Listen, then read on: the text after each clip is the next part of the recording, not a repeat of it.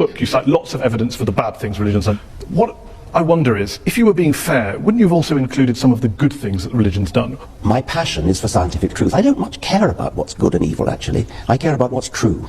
I mean, do you actually believe in your Muslim faith? Do you believe that Muhammad split the moon in two? Do you believe that Muhammad flew to heaven on a winged horse, for example? I pay you the compliment of assuming that you don't. No, I do. I believe in miracles. You believe that? Yes. You believe that Muhammad went to heaven on a winged horse? Yes, I believe in God. I believe in miracles. I believe in revelation. I mean, the point here is that let's assume I'm wrong, Richard. I'm wrong. Let's assume I'm wrong. I'm wrong. I'm happy to concede that, Richard. I'm happy to concede it. I'm wrong. If you actually believe Muhammad flew to heaven on a winged horse, that's an anti-scientific belief.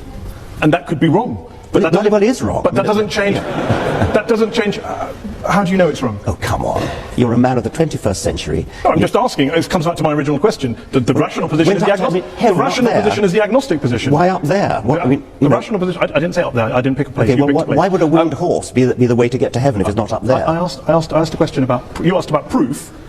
I'm all for saying I can't prove it, but can you prove he didn't do it? I mean, this is the end-all debate. Fly to heaven I'm just asking on your criteria. I'm just asking on. No, I can't prove it, and I can't prove it wasn't a golden unicorn. But I'm fascinated that you're rather talk about what animals the Prophet may or may not have used 1400 years ago, rather than talk about what Muslims or Islam is doing in the world today, good or bad. Well, that seems to be the distraction. If anyone's distracted, it seems to be you. Well, that's your view. I'm fascinated by how somebody, a respected, sophisticated journalist in the 21st century, can believe that a prophet flew to heaven on a winged horse. Let me ask you this: are all people who hold beliefs in God and in miracles and the supernatural, do you regard them all as intellectually inferior to you? I regard those beliefs as intellectual nonsense. I don't regard the individuals as intellectually inferior to me, because many of them palpably are not. If you go back in history, then all bets are off, because before Darwin, for example, it is not at all surprising that before Darwin people believed in all kinds of things which they wouldn't believe in now. There are many people, many scientists today who say they're religious.